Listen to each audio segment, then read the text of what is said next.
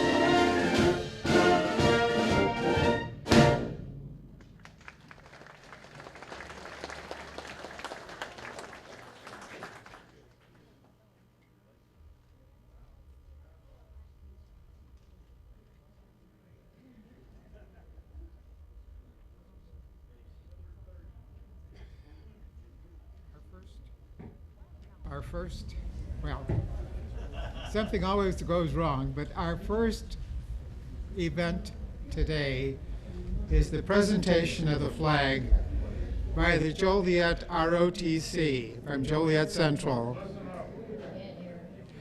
If you're possible, if it's possible, would you please rise when they come in?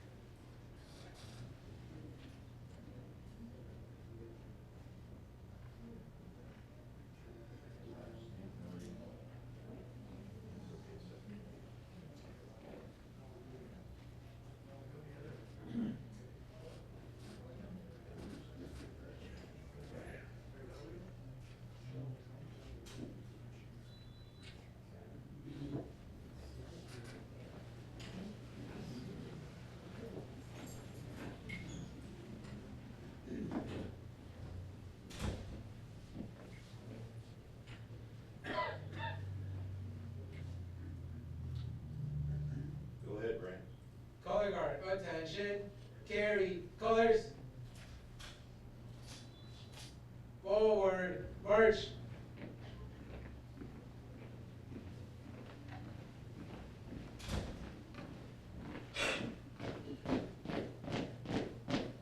Color guard, halt. Left, face. Post.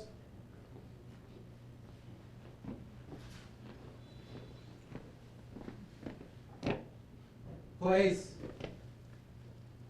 Colors.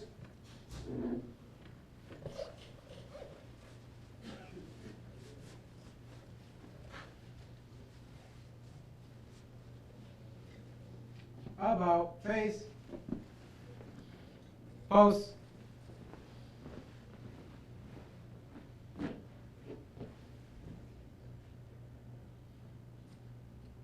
Present arms. Order arms. Left face. Forward march.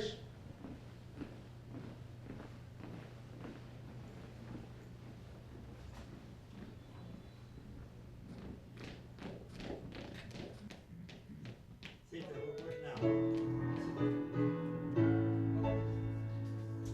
Oh, say, can you see by the dawn's early light what so proudly we hailed at the twilight's last gleaming, whose broad stripes and bright stars through the perilous fight o'er the ramparts we watched were so gallantly streaming, and the rocket's red glare, the bombs bursting in air, gave proof through the night that our flag was still there.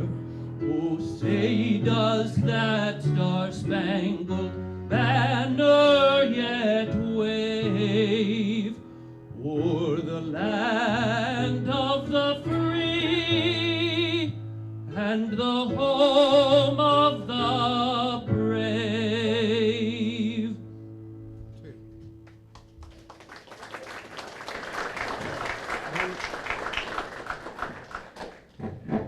That was Jacob Madden singing. It'll work now. Okay.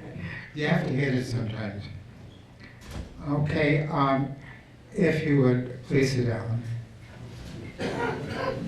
There are so many things that we have to celebrate on this day. We usually have kind of the same ceremony because it's been handed down to us from generations.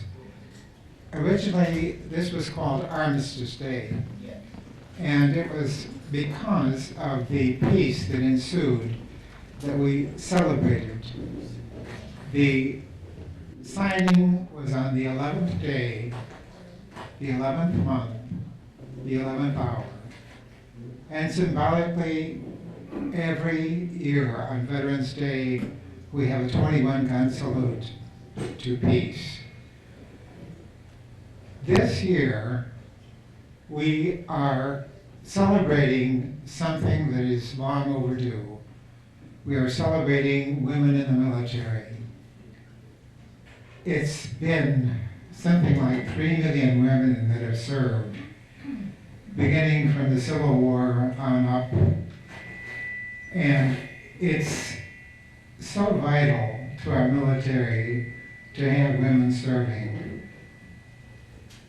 There are so many jobs out here in civilian life that there's comparable jobs in the military. There are so many reasons to join, and I want to just give you my own personal reason. I wanted to go to college, and I found the only path that I had to college was to enlist, serve the military, and afterwards earn my degrees, which I did. But everybody has their own reason and their own memory of their service in the military. That's part of what this event is all about. Another part of the tradition is the wreath that you see in front of us. The wreath is part of the ceremony because it represents all those that died giving us our freedom. I know there's a separate day for the men and women who died in service, but it's also a symbolic thing on this day as well, because without their deaths, we would not have that freedom. It has two meanings. One is peace. The other is everlasting life, the circle of life. So these things we celebrate on this day as a constant. And to celebrate truly, we have to thank everybody that's here, all the military people, all those that did not serve, because you had a place in winning the war as well, in winning every war. You are the ones that stay behind, the men and women that keep the country going, that give us something to look forward to when we get back. So, without any further ado, the program is going to begin with the Pledge of Allegiance by Betty Peterson. She is one of our treasurers here at American Legion Post 1080. Betty, can you come up? And would you follow along with her?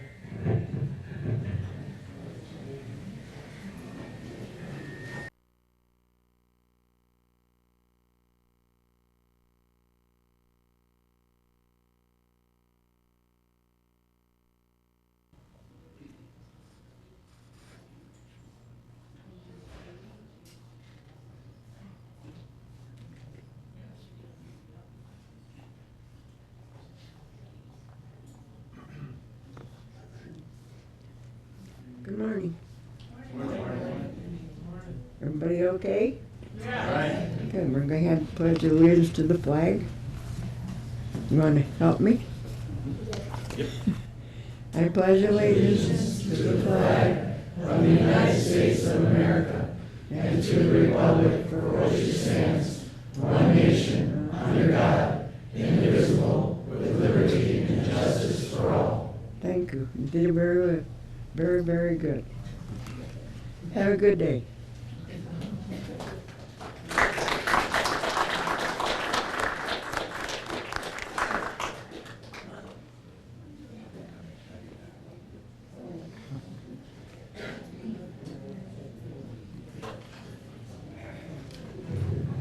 Everybody knows Betty. In case you don't know her, she's a World War II veteran, United States Navy.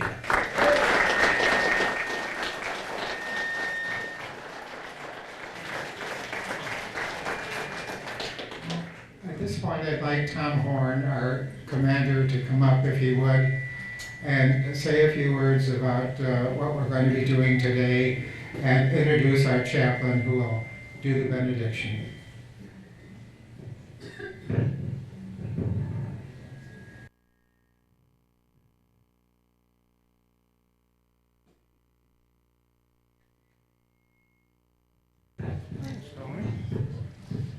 I want to thank everybody for coming, American Legion Band, Mayor Solomon, and all our honored guests, and all the veterans. Thank you for coming. Chaplain, lead us in prayer.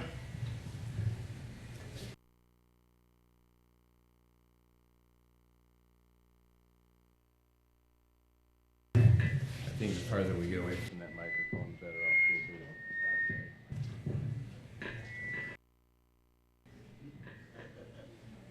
Okay, before I begin, how many Coast Guard people are here?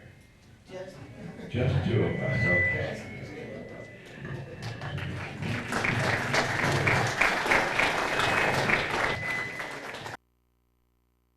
Uncover. Lord Master, we praise your name all day long, and we thank you for your love and goodness. We ask you to bless each and every person here, those who have served their nation in uniform, those who have supported them and their loved ones. We just thank you for each and every one of these people. And we ask you to be with us, guide us, watch over us, and take care of us at this time. And let us all understand the real meaning of today and what it's all about. And to remember to continue to honor these folks throughout the year, not just on Veterans Day, but throughout the entire year. And we'll give you all the praise and glory. And we ask you, Lord and Master, to God bless each one of us. Que Dios los bendiga. En el nombre de Jesus, in Jesus' name we pray. Amen. I think you're getting the ring because it's close to there. Thank you. Cover.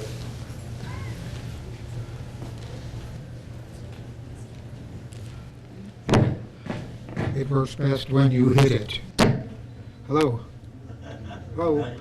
Anyway, I would be remiss if I didn't say we are honored to have the Joliet American Legion Championship Band.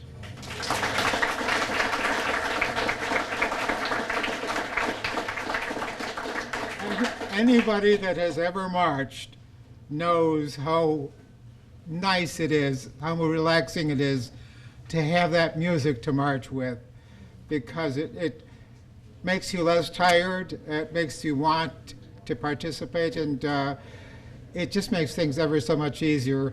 And we are especially blessed because the music is so beautiful, and every song that they have, I think we have a lot to thank John Philip Sousa for, because he was the March King, and he gave us these treasures of marches that we celebrate with every year.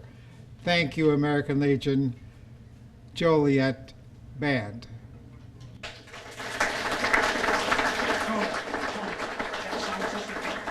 Okay, yeah.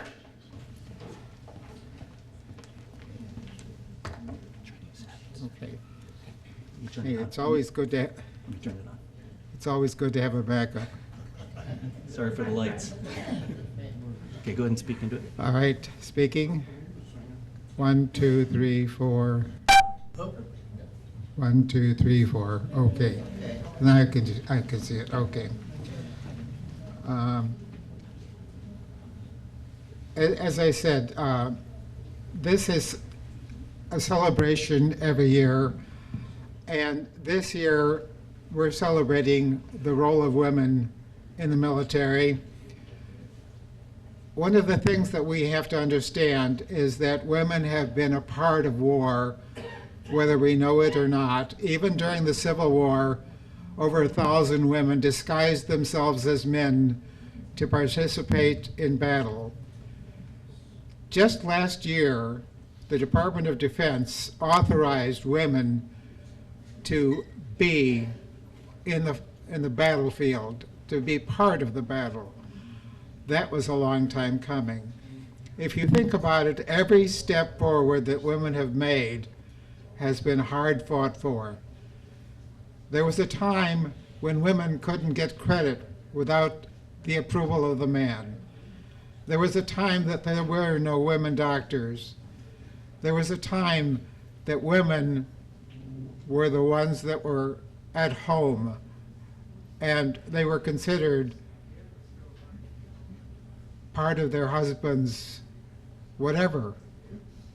Now, women are much more independent than they used to be, and the military has learned through past experience from the 3 million women that have served, from the many that have died because of their activities on the battle, that they are part of what makes America a lethal force to deal with.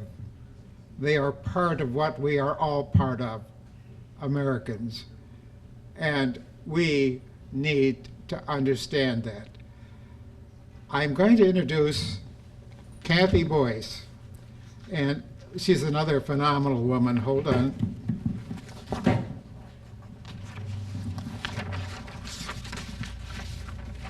I have her biography. She attended Carnegie Mellon University, earned a bachelor's degree. During her time there, she was part of the Naval ROTC Training Corps, and then she went on to hold a Master of Business Administration from the University of Illinois. So she's well educated.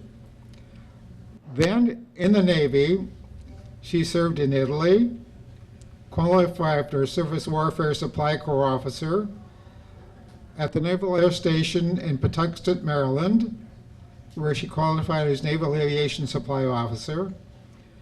She served on the USS Enterprise, the USS McFall from Norfolk, Virginia. She transitioned to the Navy Reserve in 2000, and in her reserve duties, she was with Navy Cargo Handling Battalion 7 at the Great Lakes as administrative officer. She was commander and executive officer of NATO Warfare Development Group, director of Logistics Command Officer of Navy Cargo Handling Battalion 14, a qualified Navy Expeditionary Supply Officer for the Navy Element Executive Officer of the Joint Transportation Deployment and Distribution Command. It goes on about all the things that she has done. And among her medals, if you saw her picture, it's just row after row of medals, which is a tribute to her accomplishments in the Navy. I want to present to you Katie Boyce as our guest speaker today. Katie, if you would.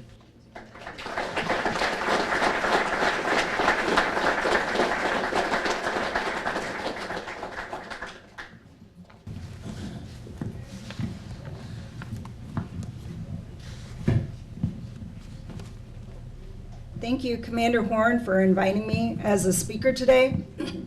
It's also great to have Mayor Solomon and Representative Walsh, but all the dignitaries. Thank you. I should not be the only one that's recognized today. We've already met Betty Peterson, and I had the great conversation with Coast Guard Jackie Blanc.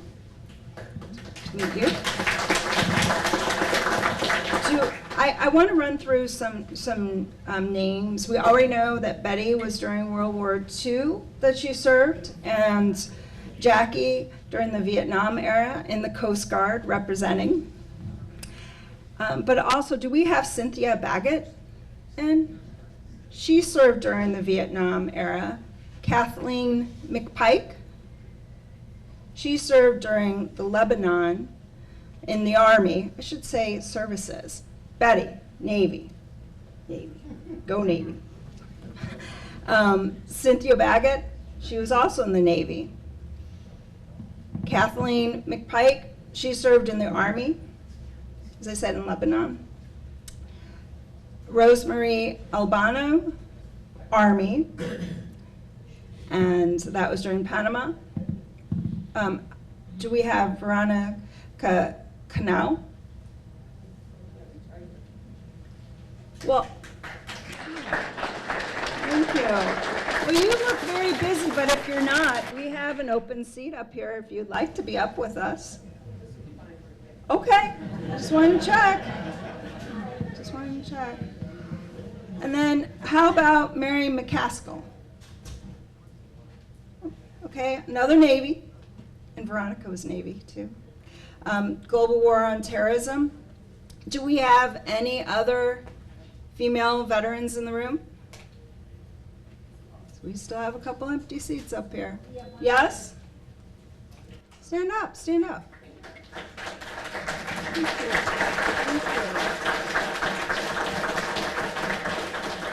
And what service were you in? Army. And during what time? Thank you. Thank you very much. And if you want to come up, we do have an open seat right up here. They made them for us. So if you want to, you can come up. Thank you. Okay, so as Tony said, I'm Catherine Boyce, but you can call me Katie. All right. And I've lived in Joliet for 20 years. I settled in Joliet after serving 7 years active duty, and it took me all over the Mediterranean, Adriatic seas, and the Persian Gulf. And I was lucky to find Joliet as a landing pad, literally, after taking advantage of that Illinois Veterans Grant to earn my MBA at University of Illinois Urbana-Champaign. Go Illini.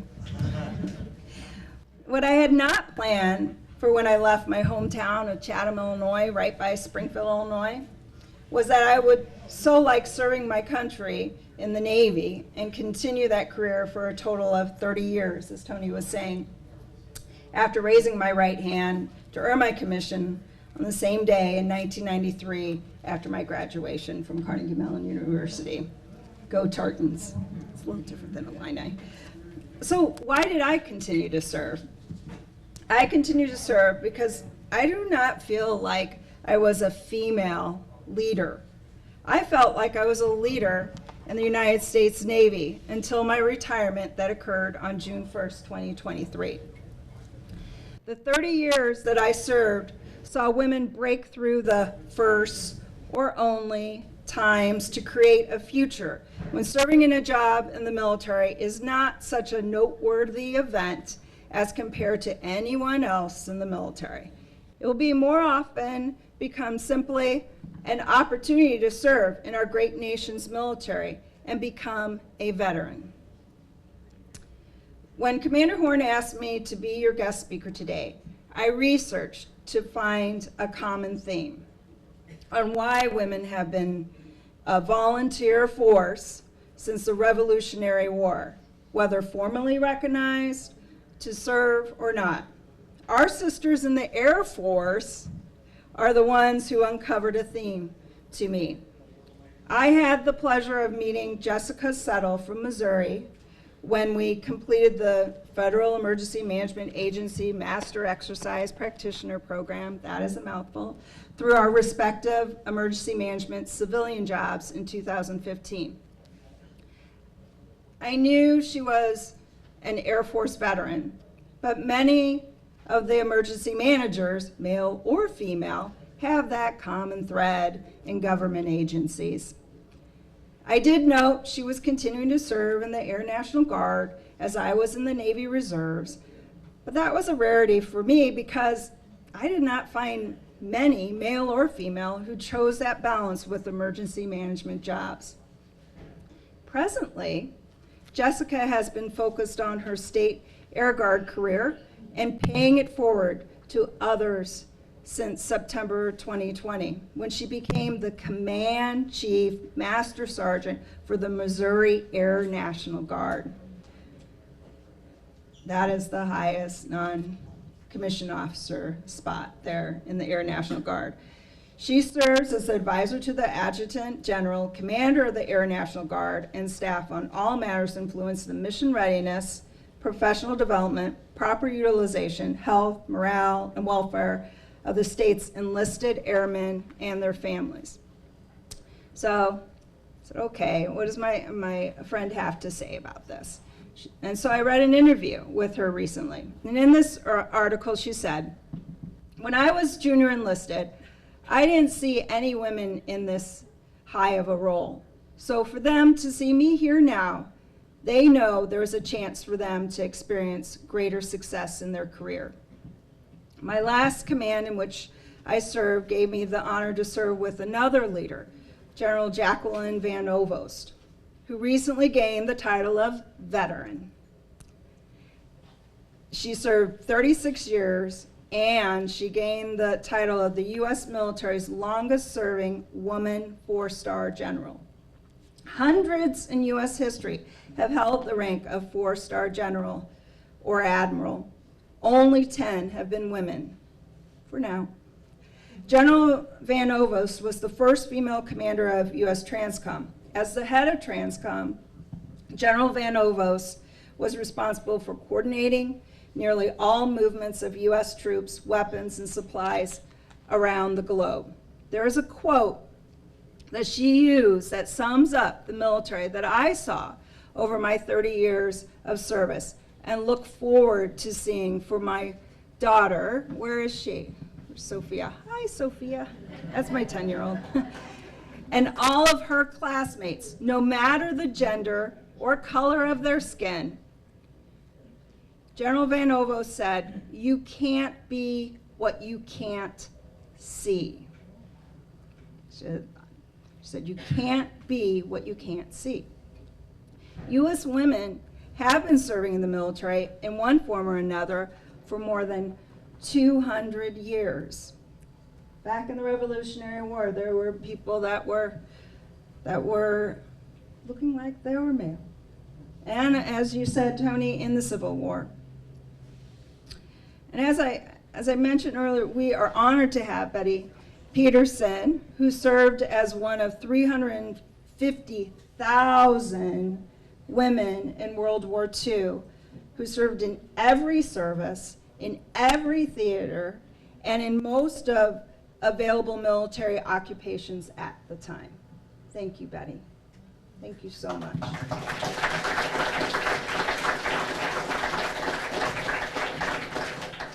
During the Vietnam War, approximately 11,000 women were stationed in Vietnam during the nearly 20-year war, and 90% of them were nurses in the Army, Navy, and Air Force. Notably, most volunteered to go. It was not until 1994, the year after I was commissioned, that the Congress repealed the combat exclusion policy, allowing women to serve on combatant ships. And as Tony said, I had that opportunity when I went to the USS Enterprise aircraft carrier and USS McFall as their supply officer on Arleigh Burke's destroyer. So yes, I am a tin can sailor. Under President Clinton, President George W. Bush, and President Barack Obama, we would see doors open for women to serve in more military roles. In 2013, then Defense Secretary Leon Panetta announced that the ban on women in combat would be lifted entirely, and that female service members would be allowed to serve in direct ground combat roles. In 2015, this was put into action, or started to be put into action. More than 300,000 women served in Iraq and Afghanistan from 9/11-2001. More than 9,000 have earned combat action badges, and today, women make up 16%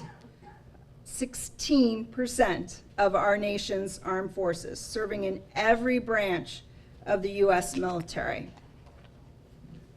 I really appreciate your time to reflect on women in military service and the veterans we have become.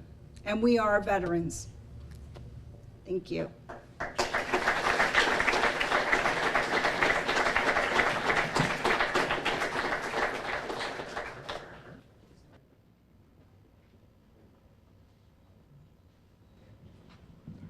want to thank you for that very fine speech, and I want to ask Jackie if she has anything she wants to say about her service. I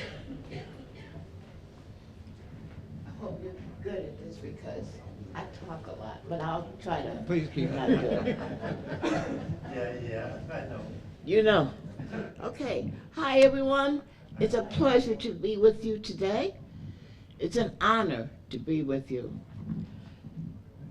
In my capacity of joining the United States Coast Guard, it was not a choice, it was an opportunity.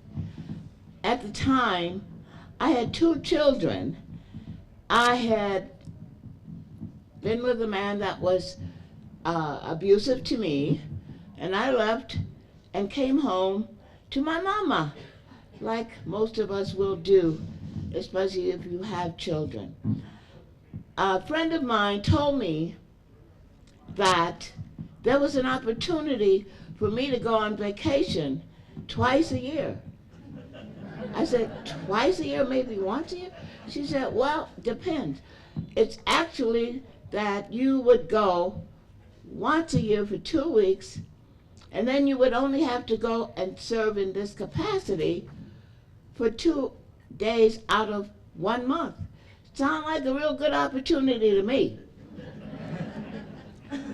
As a single mother, everything and every little penny I could get was very important. She told me about an opportunity. She did not name Coast Guard. She just said it was an opportunity to go on vacation, and I needed that. So I did. I joined the Coast Guard not by choice. It was really by chance. I, at that time, had my undergraduate degree. I did manage to get my master's degree at the age of 57 and in education.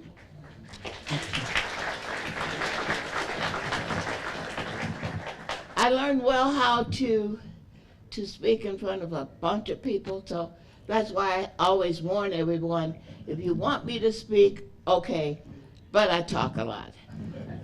But I have a lot to say. I've had a lot of experience. I have gone through the realms of, disciplinary, I don't know what to say. It's just that I've gone through a lot.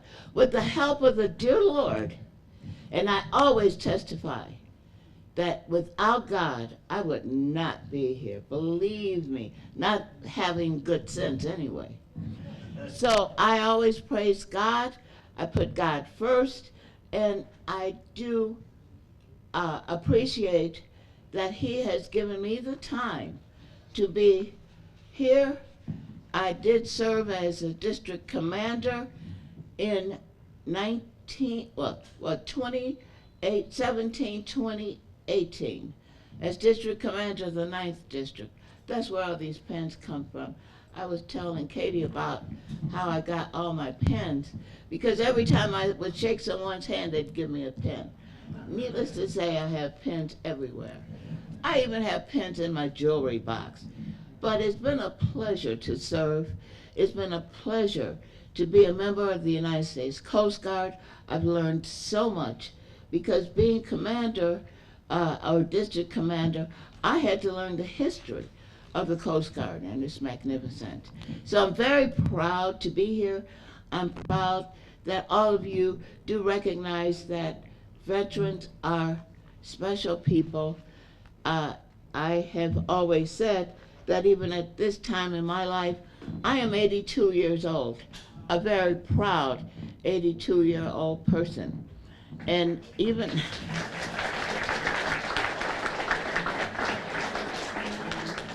even though I may not look like I am, and I do well.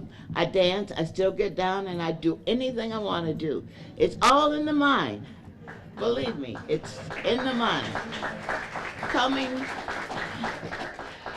from a family of dancers, and which is my maiden name, Dancer, all of my kids, all of my relatives, we all dance. So we all get down, we all have a wonderful time. Enjoy life. Enjoy every minute that you have to be on this earth. I'm gonna stop. See, I told you.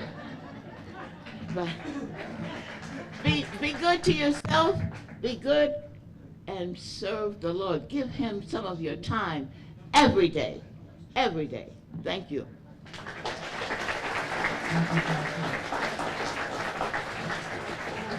Jackie was talking about dancing, and you wouldn't believe how graceful and a good dancer Joe Bellman is. I was at his 100th birthday party, and he was out there dancing and shaking a leg.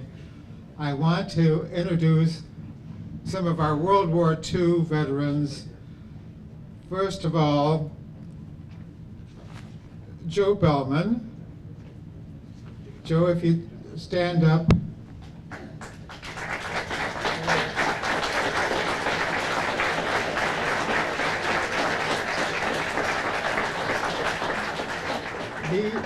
Joe went above and beyond the call of duty as far as the number of missions are concerned. You only needed 25, and Uncle Sam said you can go home now. Joe went far beyond that, and every mission is a chance you take of not coming home. So we appreciate all he did, not only for his work and his sacrifice in the military, but everything he has done as a civilian to make Joliet and Will County a much better area to live. Thank you, Joe.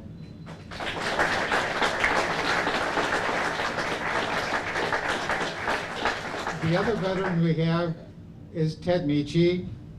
Ted, if you would stand up. Ted was also in the Air Force, and he was telling me before the ceremony started that in talking with Joe Bellman, they discovered they were on the same base at the same time over in England, and they never knew each other, but it's a small world out there because there's so many people that I have met. I've been on top of the Empire State Building and met people I know, that came from different parts of the country. So glad to have you, Ted, and tell us a little bit, if you would, about what you did during the war. Bombed the heck out of Germany. That's it. Thank you. War is not anything for the timid. It takes a lot of courage.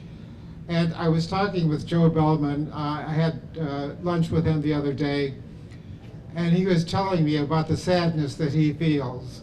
And it's something that catches up with anybody that's served and has had the sadness, really, of having to kill other people. He was telling me that he felt the sadness that overcame him about dropping bombs on men, women, and children that he never saw and he had nothing against. But it was war, and that's what his government asked him to do. And that's what all of us that served in the military, that's all we can do, is do what the government asks you to do, because if you don't, the government on the other side is telling the other side to kill you. So it's something that is necessary, part of war, but there is no victory without it. Thank you. Yes.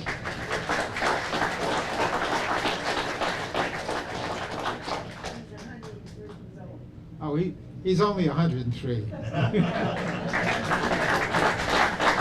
and of course, you've met Betty. Betty is one of our treasures we have here at Post 1080. Joe Bellman is one of the treasures we have at Post 1080. Katie Boyce is one of the treasures we have at 1080. Jackie, you are also one of the treasures.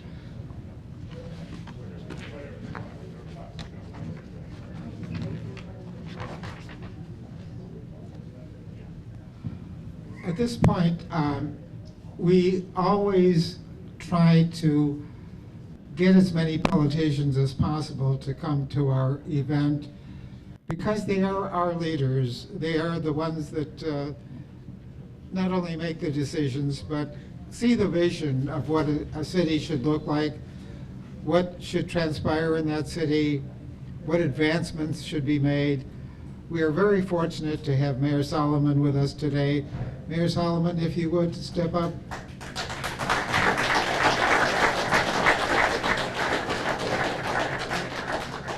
Good morning. Well, first of all, I would like to thank American Legion Post 1080 for the invitation to be here. My wife and I have been here for many, many years. It's always a great program and a very solemn program. So thank you for the invitation to be here. To all the men and women who are veterans in the audience today, we should be celebrating Veterans Day every day, not just today. So I want to thank each and every one of you for your commitment, your dedication, your loyalty, and your service to your country when you were called, and to your community. I also want to thank you for the sacrifices that you made, the sacrifices to your education, to your families, to your friends, to your jobs. Those sacrifices that you made were not in vain.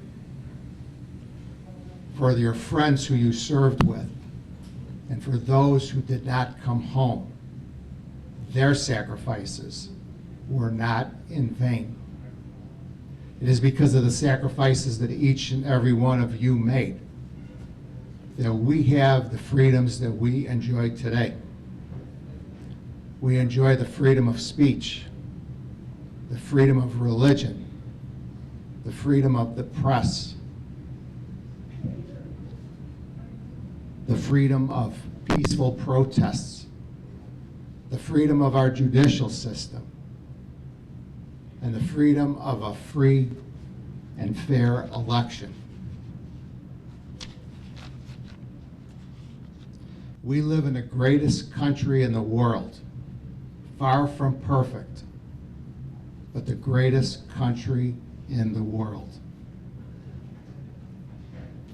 I ask that if you do pray, that you pray for those that are currently serving, that they stay out of harm's way, they come home safely, and that they get the proper care and medical treatment that they need and that they deserve. Pray for those that will protect us in the future. These gentlemen right here are our future. Keep them in your prayers, that they come home safe and they get the right treatment if they need it coming home. To Betty Peterson, I know she is a Crest Hill resident, right, Betty, in Willow Falls. We actually have 4 World War II veterans that I am aware of in the city of Crest Hill, and they are all doing well, independent. I was just at a gentleman's 100th birthday about 2 weeks ago in Willow Falls. He was a World War II veteran, Richard Pemmel. And I know that there's a lot of Crest Hill residents in the audience today. So thank you for your service to our country. And in conclusion, I would just like to read you one final thought that I would like to share with you, and I'm going to read it so I don't miss any words. Veterans are a true resource to our community, and their bravery to serve is admirable. Even during peacetime, they bring values, respect, and a unique skill set to our lives because of their service. Veterans focus on what selfless service with honor and dignity can do to make a community a better place. As the mayor of the city of Crest Hill, I extend my deepest thank yous, my deepest gratitude from the bottom of my heart to each and every one of us that is in this room today who are veterans, for the sacrifices that you made, and know that it was not in vain, and that your sacrifice, the sacrifices that you made, make each one of the communities that you live in a better place, and you have improved the quality of life for all its residents. May God bless each and every one of you, and may God bless each and every one of you with good health for a long, long time. Thank you.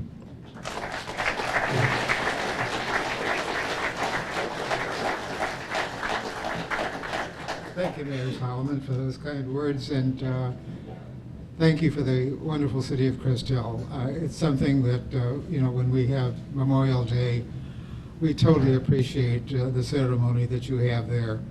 It's one of the only ones in the area, and it's truly appreciated. I want to thank the Joliet ROTC for their presence here. And I don't want to take you by surprise, Major Janko, but if you would like to say a few words, I think we would totally appreciate your saying something about your program. I've been there, and it's a wonderful program. Would you please?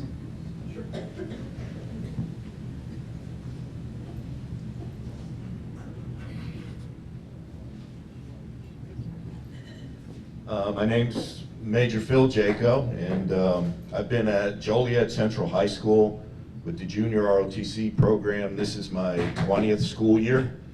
I retired in 2005, and one of the sergeants that I'd kept in touch with over the years, he's like, come on down and check out JROTC. Never heard of the program, didn't know it existed, and my only thought was, I don't want to be around a bunch of stinking teenagers.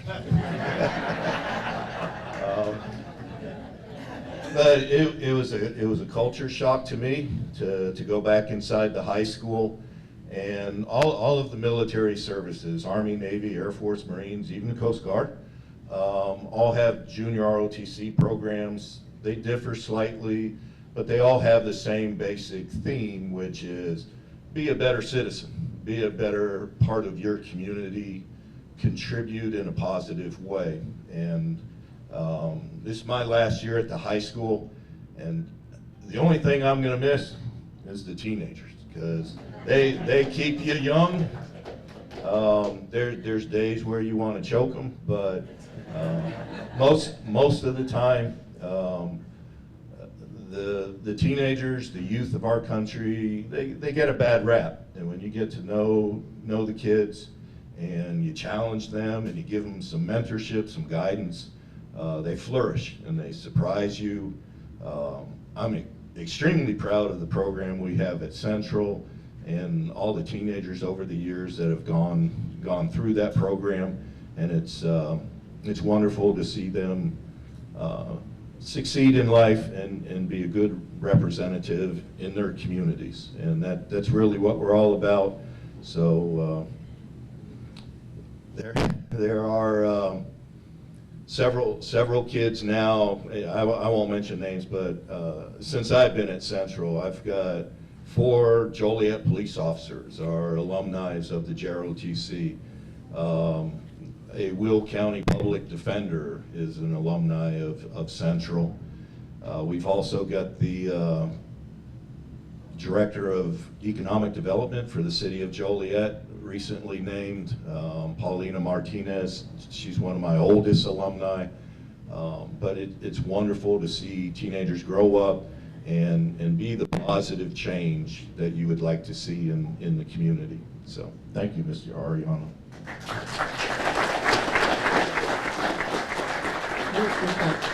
We got word that he was retiring, and I wanted him to let loose his true feelings, because he has done such a marvelous job at what he's doing, and so many children have gone through there, and it's the start of something that we in the military always try to come out with, is character. Character meaning we say something and we mean it. We do something and we do it to the best of our ability. Yes? I have one more thing to say. I want you to know that even though you said even the Coast Guard is the first oldest military service of 234 years. Go in your phone, ask Google, they'll tell you. It's a great organization, and I'm proud.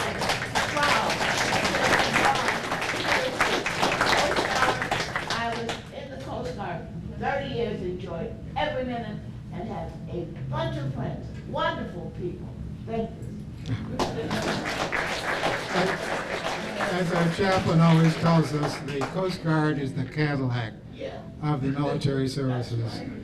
And we appreciate the Army, the Navy, the Marines, the Air Force, and the Coast Guard.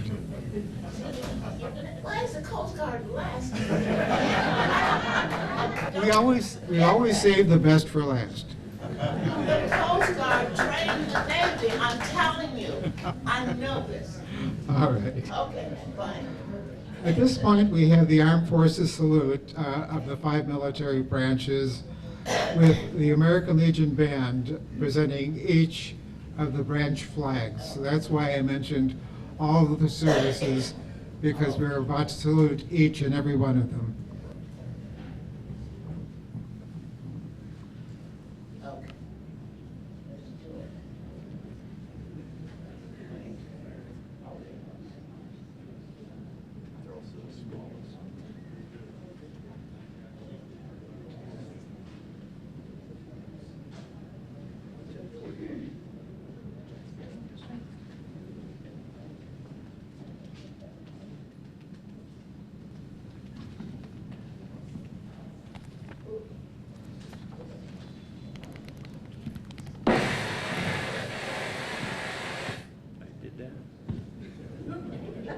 Good morning, all.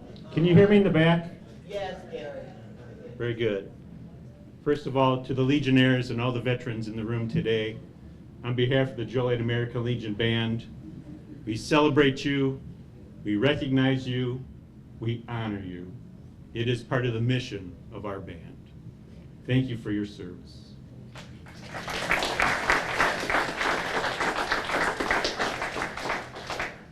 If you allow me a few extra moments before we play our musical selection, I'd like to introduce some of our veterans of the band.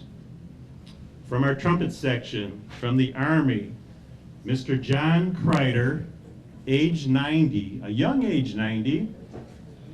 John served from 1958 to 1960 in the Infantry Division.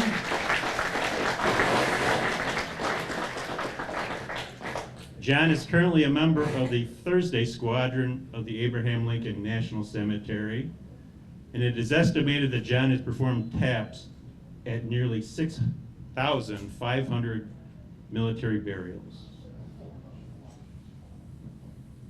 Also from the Army, Mr. Bernard Jenkins served from 1967 to 1970. He served with the 5th Infantry Division Band in Fort Carson, Colorado.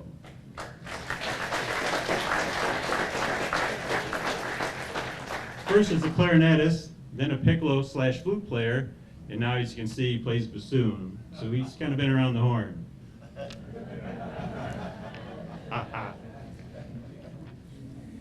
Also from the Army, we have two individuals that weren't able to be with us today.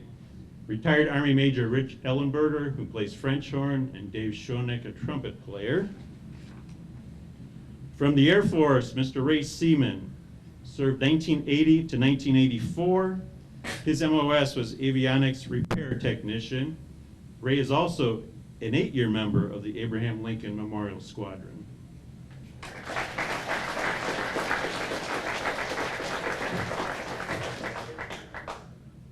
From the Navy, Mr. Terry Ariant, trumpet player, served from 1991 to 1994.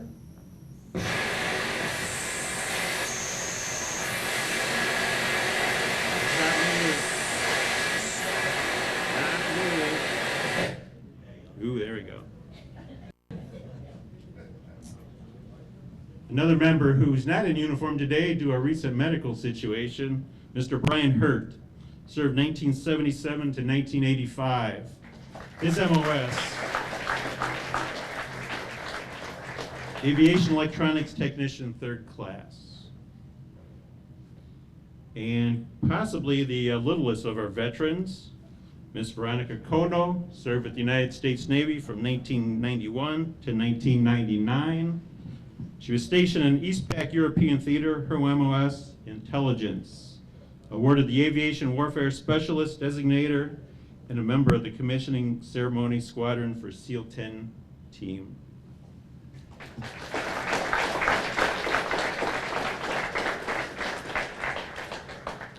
Also not with us today is another trumpet player from the Marine Band, Miss Emily Warden. She might actually be our smallest gal. She probably doesn't make 5 foot, so she's a little tiny one. And we have a special recognition today for our newest member of the band, an Air Force veteran, Mr. Rich Drew, served from 1990 to 2009. He achieved the rank of Master Sergeant and was medically retired. His MOS, musician, first with the Strategic Air Command Band for 4 years, and then with the United States Air Force Band for 15 years as a clarinetist. Welcome aboard, Rich.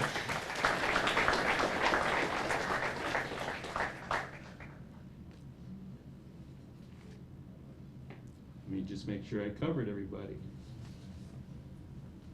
Gary? Yes, ma'am? You're not in the band, but you could be. I have one more thing to say.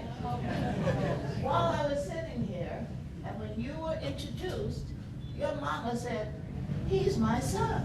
That's right. Are special, and you need to recognize your mama.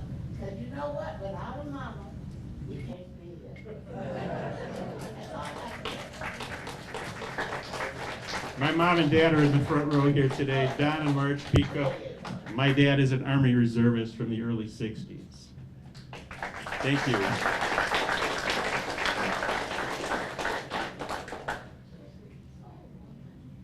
Now we're going to move on to a special award. During the era of World War II, when many men were called to service to defend our country, women became a crucial part in keeping America strong. Victory gardens were planted.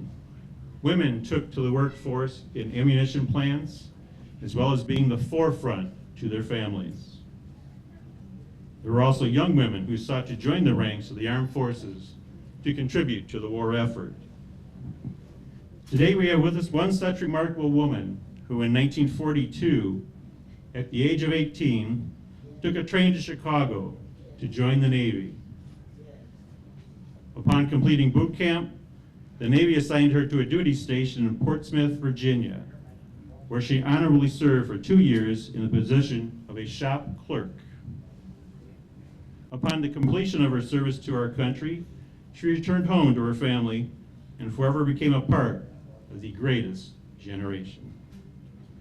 Please give a warm welcome to Joliet's very own Betty Peterson, who is blessed in celebrating her 100th birthday this year.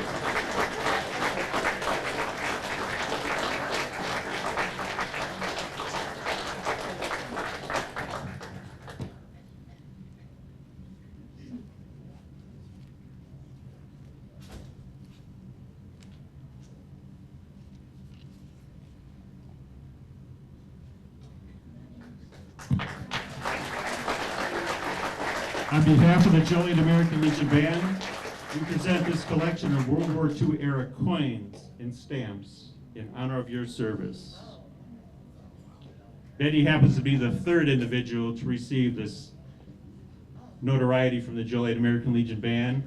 She was preceded by Mr. Ted Michi and Mr. Joe Bellman last year at our spring concert and one of the concerts at Bicentennial Park. So congratulations to our 100-year-old veteran.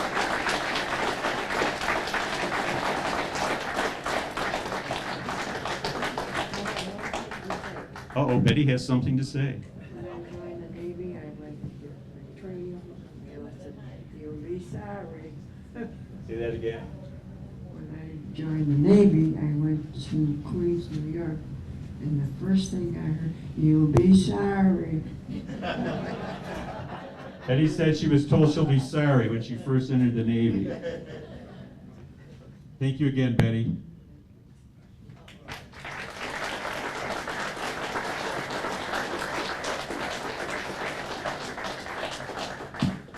We'll now move forward with our musical selection entitled Armed Forces Salute.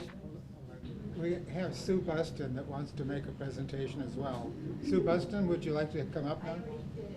Oh, you already did it. Okay. What Sue did, she presented each veteran band member with a memento from the day.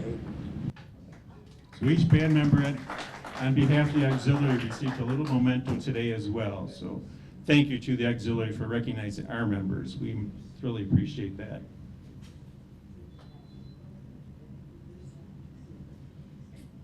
So again, as we move forward with our musical selection entitled Armed Forces Salute, I invite you to stand as your branch's name is called and be recognized.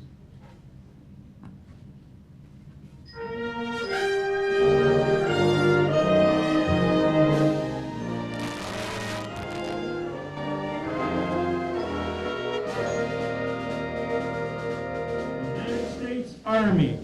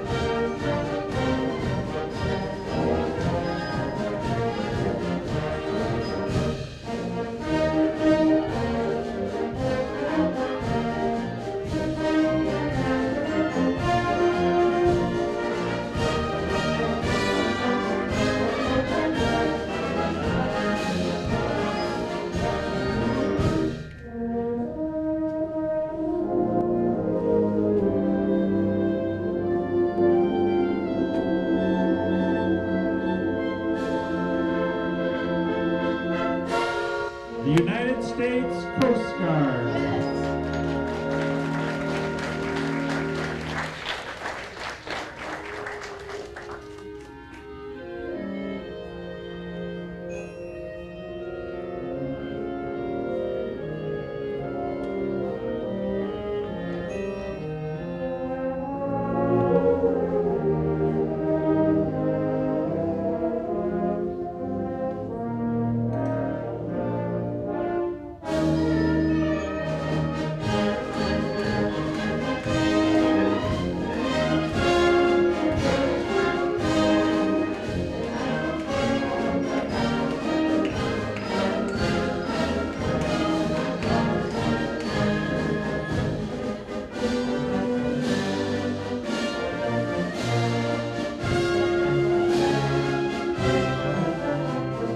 The few, the proud, the Marines.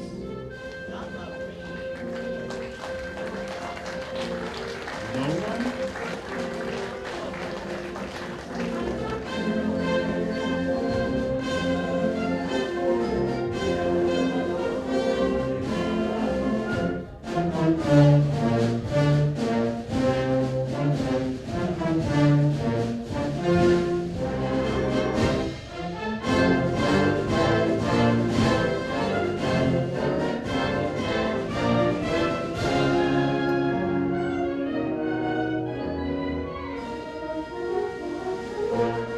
The United States Air Force.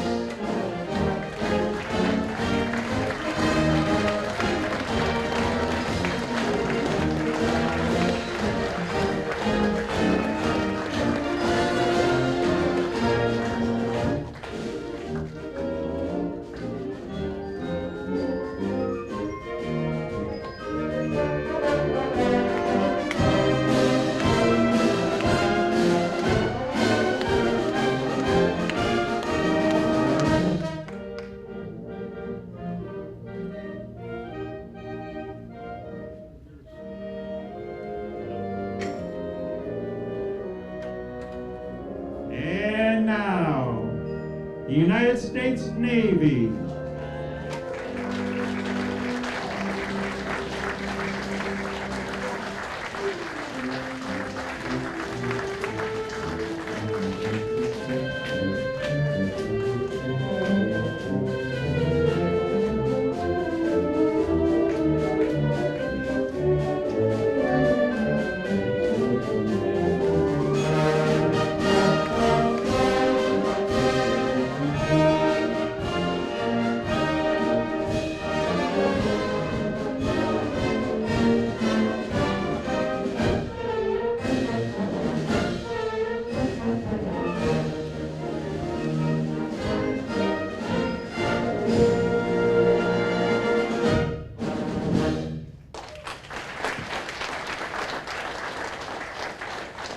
Thank you to Veronica and Ray from our color guard.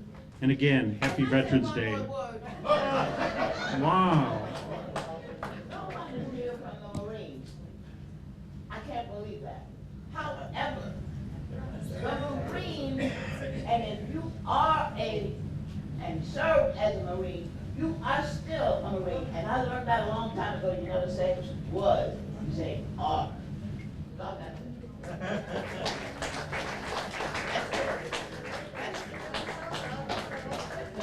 Next year, the sign outside should say, Veterans Day featuring Jackie.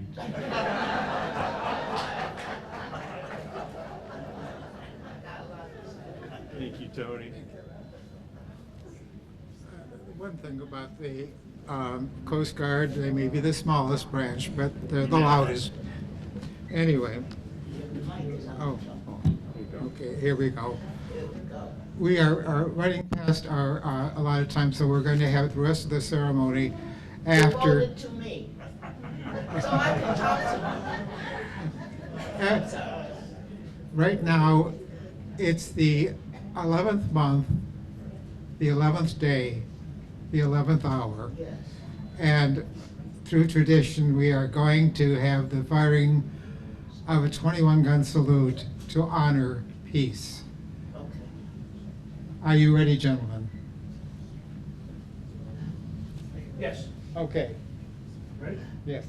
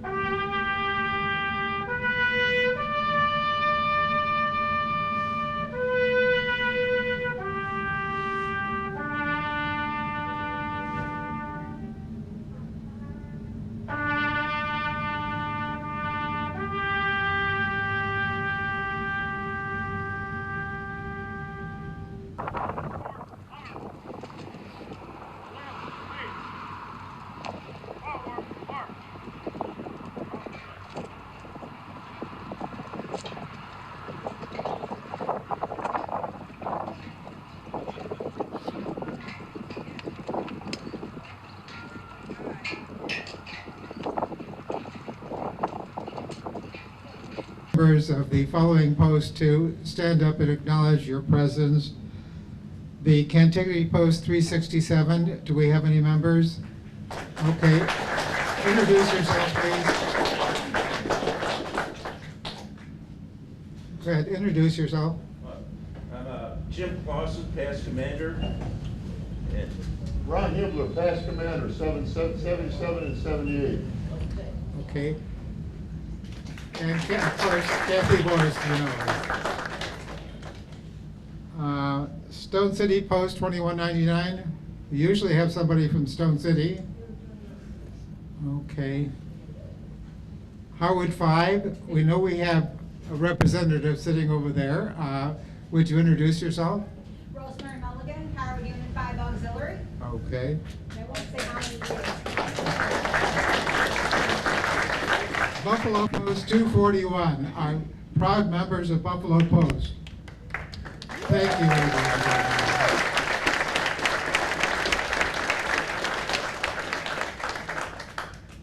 American Legion Post 1080. We should have a few of those here. Thank you, everybody. These are your fellow veterans who we came to honor today and to say thank you for your sacrifice, for your service, and for being proud Americans. And, you know, the posts that we just mentioned are part of every city all across America. Post after post, they're celebrating this day with joy, as opposed to Memorial Day, when we remember all those that died so that we could have our freedom. These are the ones that came back home to what we fought for, to the jobs, and to the environment that we have, that we hope will last forever. And now we have a wreath-laying ceremony. As I mentioned before, it's very important, this part of the ceremony, because it represents peace and it represents the everlasting circle of life. So, would the ladies please join us up here?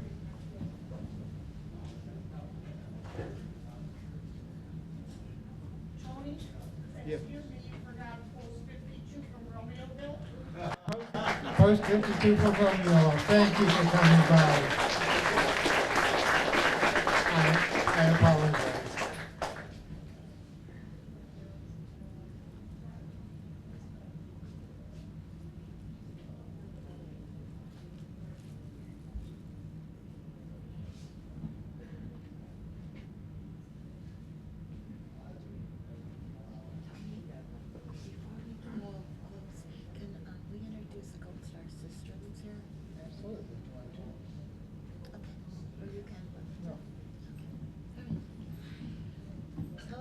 everybody. It's really nice to see such a great turnout, as always. I am Sue Buston, the president of American Legion Auxiliary, and we've had a lot of introductions today, and everybody, it was really nice to see such representation. But I do have a person that's a member of our auxiliary, and she's a very special lady, like all of you are special. But I want to recognize her today and her sister Susan.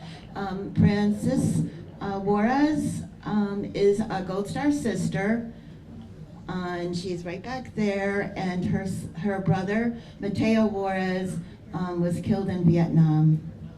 And so her brother's picture is out in the hall on display with all the other veterans who gave a picture to us. And so I just wanted to pay some recognition to her, and her daughter Susan is here with her. Okay, thank you, and thank you again for attending. I don't know if there's any other questions. Thank you, Sue. This is something we tend to forget, that we have members here and we have members across the country who are designated Gold Star, which means a member of their family died in the line of duty. And I know eventually there'll be a memorial to all those Gold Star families, because they're really also veterans in a way, because they too sacrificed. So this is kind of the end of the ceremony, and it's been a wonderful experience talking with you and doing my part. I'm a retired teacher, to teach you about a little about the history of why we do these things. We do these things so that you would, as an audience and as a city, remember the sacrifices that were made by so many people. The sacrifices made by the men and women of every race and color. The sacrifices made so that we would have the freedom that we enjoy so much. So I thank you again and ask you way ahead of time. I hope to see you next year. Thank you very much.